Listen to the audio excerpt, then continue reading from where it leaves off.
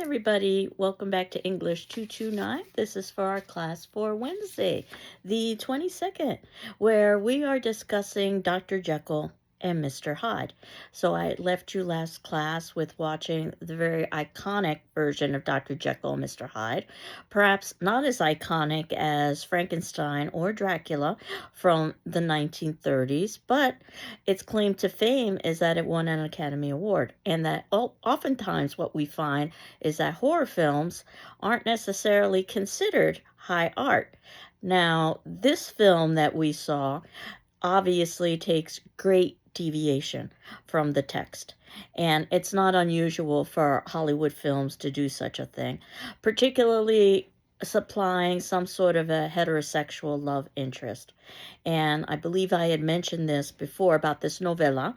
And a novella means that it's longer than a short story. So this is longer than Poe, but it is shorter than a novel. So it is shorter than Frankenstein.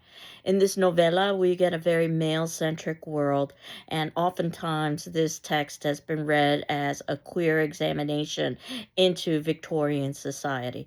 Now, we know that Victorian society was a highly repressed society, and these texts, and Dracula will be another, will give us a sense as to just how repressed this time period was. And there were a few things that I wanted to be able to point out in terms of the novel. The first being, or novella, I should say, the first being the title, and we usually shorten it, just like we shorten the title Frankenstein, but it's really Frankenstein or the Modern Prometheus. We usually shorten the title to Dr. Jekyll and Mr. Hyde, but the title in its entirety is The Strange Case of Dr. Jekyll and Mr. Hyde. And think about the duality, and we know that Gothic literature oftentimes embraces the idea of duality, what the strange case could be. This is a mystery story, and we know that Poe is credited with creating the contemporary mystery story in the way that we think of it. But in terms of a strange case, this is also a medical issue as well. This is another one of those texts that can straddle different genres. We talked about this with Frankenstein, for instance, where it could be considered science fiction. And Dr. Jekyll and Mr. Hyde could also be considered science fiction, that our science has not arrived to the point yet, but it could arrive to the point where some sort of medicine or concoction could lead to a transformation. As you know, I've been trying to find texts that also embrace the supernatural, and that Frankenstein allows us to do that with the Philosopher's Stone, for instance, and with references to Cornelius Agrippa. And we saw this also with Poe as well, where there are certainly supernatural possibilities. We know there are also psychological possibilities, but it's ambiguous enough so that we can embrace both, which is usually what I do. I don't think it needs to be one or the other. It can be both. In terms of Dr. Jekyll and Mr. Hyde, I perhaps have to make the furthest stretch to have some sort of a supernatural explanation. But if you know anything about the properties associated with salt, and that salt is oftentimes used for purification. And in Dr. Jekyll's concoction, he basically is using an impure salt. So I would suggest that that leads to the at least the possibility of the supernatural or the transcendental. And I know I've fallen a little bit behind with the discussion forum questions. I will be catching up in the next few days. I'm very curious to see what it was that you may have or may not have known about Jekyll and Hyde prior to this class. And obviously, doctor, before the Jekyll, doctor is a term of prestige and respect and professionalism, especially during this time period. And Mr. would be basically someone who is male, but not necessarily someone who's achieved that particular status. And so, just embedded within the doctor and the Mr., what we see is the contrast of society. I had talked a little bit about the Victorian society being highly repressed, and yet there was this seedy underbelly that was known as well. The idea that repression would only go so far. And even Dr. Jekyll, who is respectable admits that he was wild in his youth. And oftentimes the text is read as two separate individuals, Dr. Jekyll and Mr. Hyde. That's not really the case because Mr. Hyde exists within Dr. Jekyll. As he says, he was wild within his youth. So this isn't so much a separation as it is an acknowledgement that there are two sides to personality, and Victorian society, whether they accept it or not, can't negate the reality that those two sides need to be expressed. And if you think this sounds rather psychological and rather Freudian, it is. If you wanted to think about the id, the ego, and the superego, I suppose the id, which is the unrestrained base desire, could be a Mr. Hyde, and the ego, which would basically be conscious, would be a Dr. Jekyll. So you're balancing the Mr. Hyde with the Dr. Jekyll, and unfortunately in Victorian society, and unfortunately in this novel, there isn't a way to balance the two sides of the psyche or of the conscious. And Jekyll, by the way, in Danish means an icicle. So we talked a little bit about this also in Frankenstein, about the contrast of hot and cold. Do note that an icicle is also phallic, and there definitely are sexual undertones in this particular novella, which we will talk about. Hyde, of course, lots of puns on the possibility of what Hyde might mean. HIDE means to conceal, and obviously trying to conceal an identity and perhaps also trying to conceal sexual orientation, but certainly trying to conceal some of the desires that would not necessarily be considered appropriate for Victorian society. A hide is also an animal skin. And think about all of the references to reverse Darwinism and the bestial and the animal in this particular novella. Hyde, HYDE, also is a Danish haven. And of course, the idea of trying to find the opportunity to have haven, to be able to have safety and be able also to express one's needs and desires is embedded within the actual text itself. Now, Hyde is rejected in part because of his displeasing appearance. If this reminds you of Frankenstein, it should, about how often we judge based on appearance. But in Frankenstein, that was a misperception, that despite the creature's appearance, he was actually quite benevolent.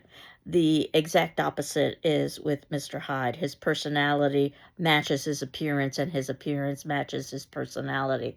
And he's called pale and dwarfish, troglodyte. Again, the idea of a kind of reverse evolution. And the idea that he's smaller, perhaps evil diminishes an individual. Now, we do know that there's lots of references to doors and windows. This is something that we'll see in upcoming texts, for instance. We talked about how Edgar Allan Poe, I believe, oftentimes references windows and eyes.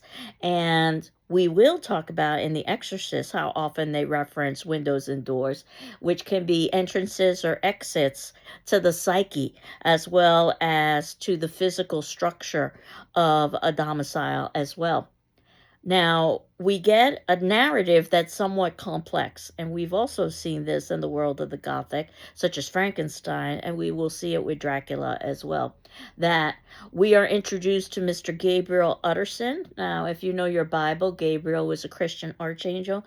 Now, the idea is that ultimately Gabriel Utterson is above some of the temptations, let's say, that the Mr. Hydes in society succumb to. However, note that Utterson is spending his time with people like Dr. Jekyll, who eventually becomes Mr. Hyde. So there is something about Utterson that finds that underbelly, that darker element, attractive or somewhat compelling. Now, Utterson, to utter or to tell the tale, and this is where we get the tale from, Utterson. If you think about the significance of some of the other names, Dr. Hasty Lanyon, you could say that he's a little bit too hasty in judging Dr. Jekyll. But I did want to talk a little bit more, and this would be in the 7th section, about the idea of homoerotic possibilities within the text. Now, the sins, quote unquote, that Mr. Hyde engages in are never detailed, and that's a very clever technique, so that ultimately there's a sense of mystery, but also it allows the reader to be able to plug in their own personal experiences. But do note that we have a reference to Queer Street, and queer would mean not just odd, but if you go to the Oxford English Dictionary, which is considered to be the dictionary of all dictionaries because it's a history of word usage through time. So what you've got are multiple pages devoted to each definition that'll talk about its etymology and its historical usage and also give examples from pieces of literature. But if you go to the Oxford English Dictionary, you'll see that queer was used as a sexual reference in the early 1900s. At least that's when it was first identified. So there certainly is a possibility that when we are reading Dr. Jekyll and Mr. Hyde, that there's a pun on the idea of queer. But we also know that this is a world of bachelors. We also know that Sir Danvers Carew is murdered, and we don't necessarily have a reason why. It could have been a romantic relationship that went awry.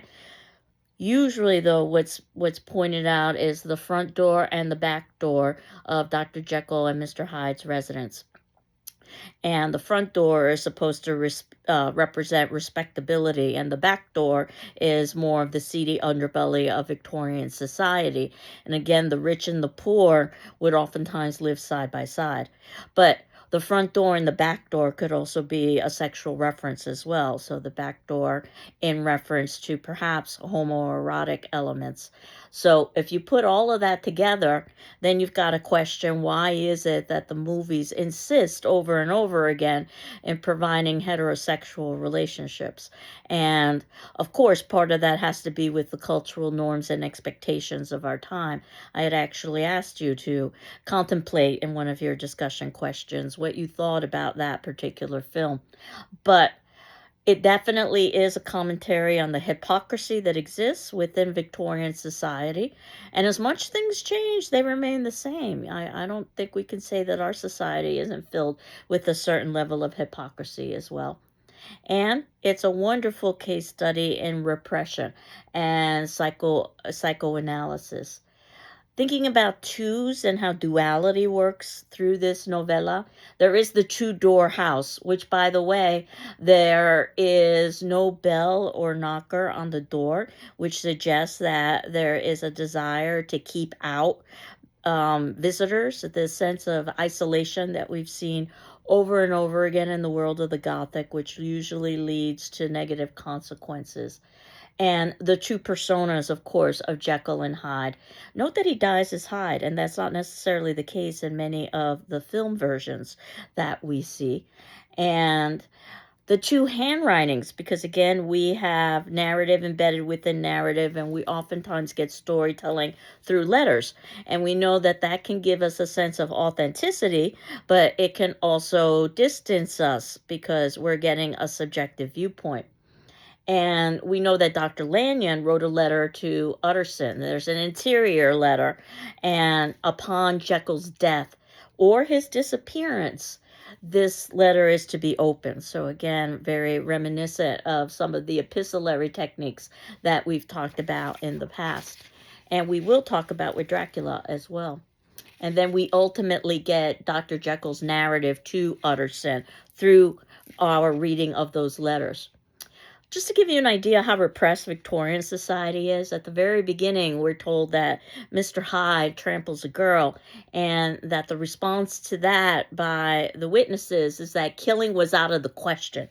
So they threaten Hyde with scandal instead. And I think that's a very telling piece of Victorian society.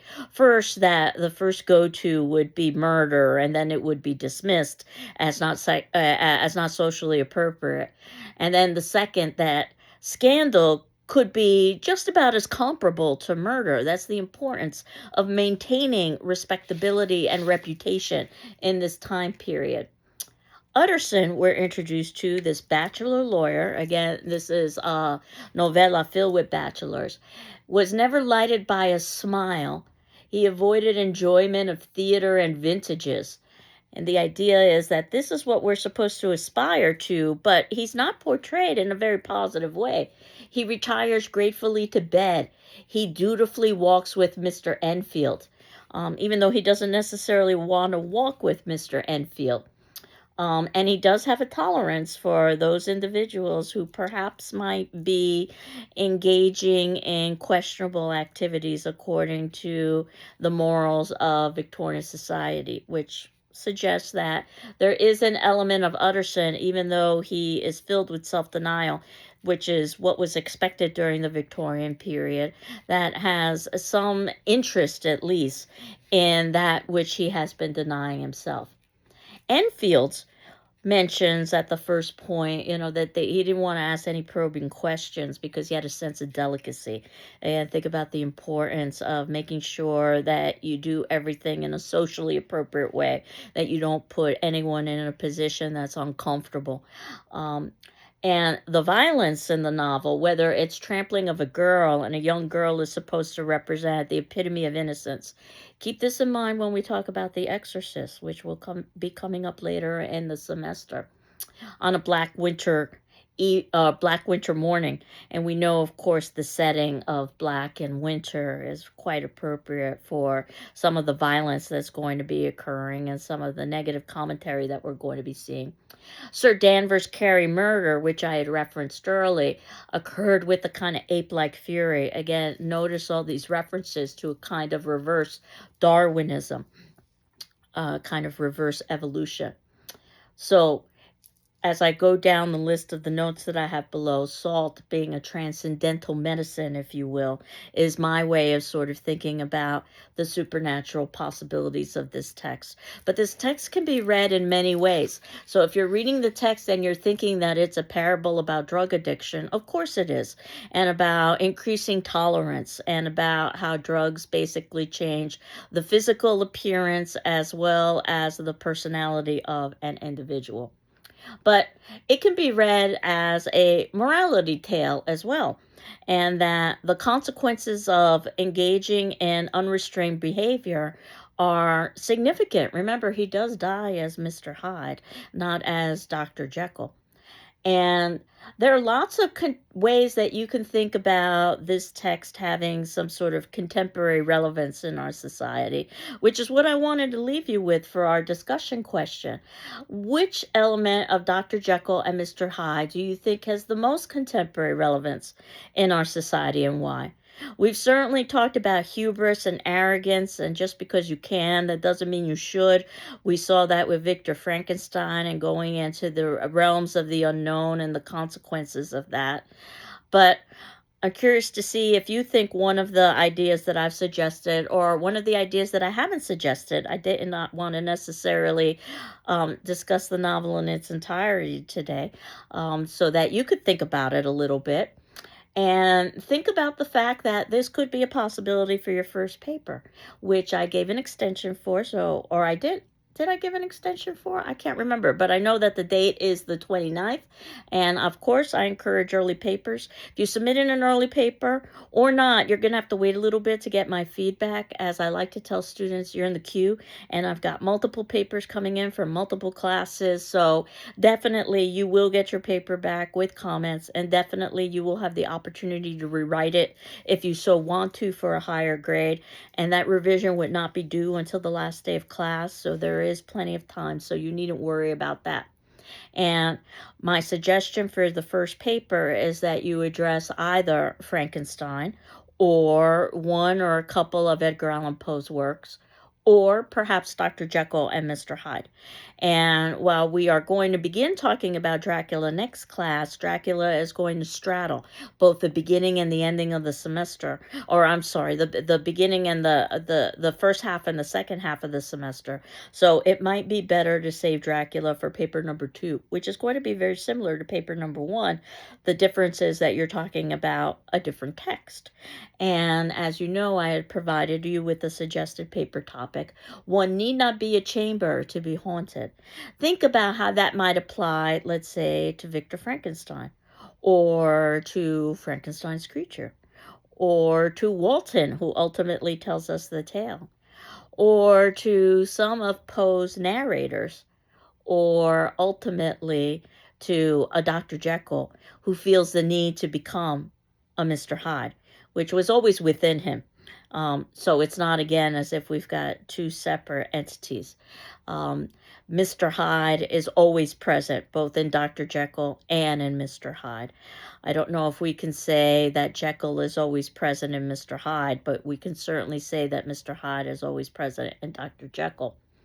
And if you don't necessarily want to talk about being haunted in reference to the Emily Dickinson's quote that I had suggested as a paper topic, which you can find in the syllabus and other documents folder, what you might want to do is create your own topic.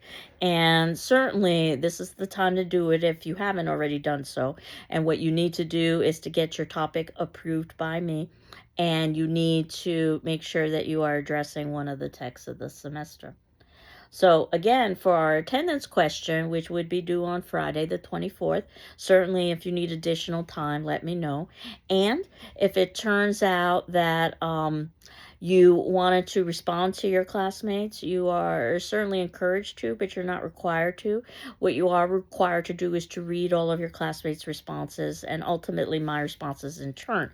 And one of my students, one of my other classes, had indicated that she was having difficulty in differentiating my responses to each individual student. And this was because of the way the settings were placed on her particular Moodle site. So if you're finding the same situation, you want to make sure that your settings are set so that you've got threaded responses. So if you're getting my responses all en masse without there being a connection with the post that I'm responding to, change your settings. And if you're not necessarily sure how to do that, send me an email and I'll be happy to show you how you would change your settings for that. So that should make a lot more sense. Upcoming, after we finish talking about Dr. Jekyll and Mr. Hyde, is introducing the idea of Dracula. Dracula is our longest text of the semester, so I think you're going to find that things get easier after Dracula. And of course, Dracula falls right amongst the Halloween period, and that's deliberate. If you're going to go to a Halloween party, then there's a good chance you're going to find a Dracula someplace there. So that's how iconic this figure has been.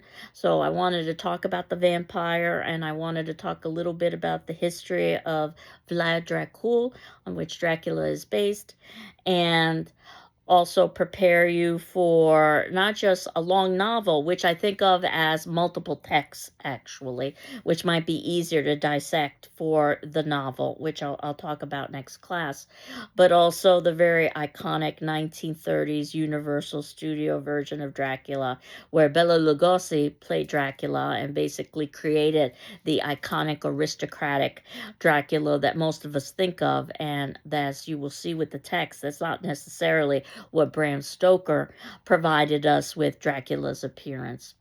So, also, I think I had mentioned that Guillermo del Toro is coming out with a version of Frankenstein, and it is being shown the last week of October in select theaters, including downtown Greenfield in the Garden Cinema.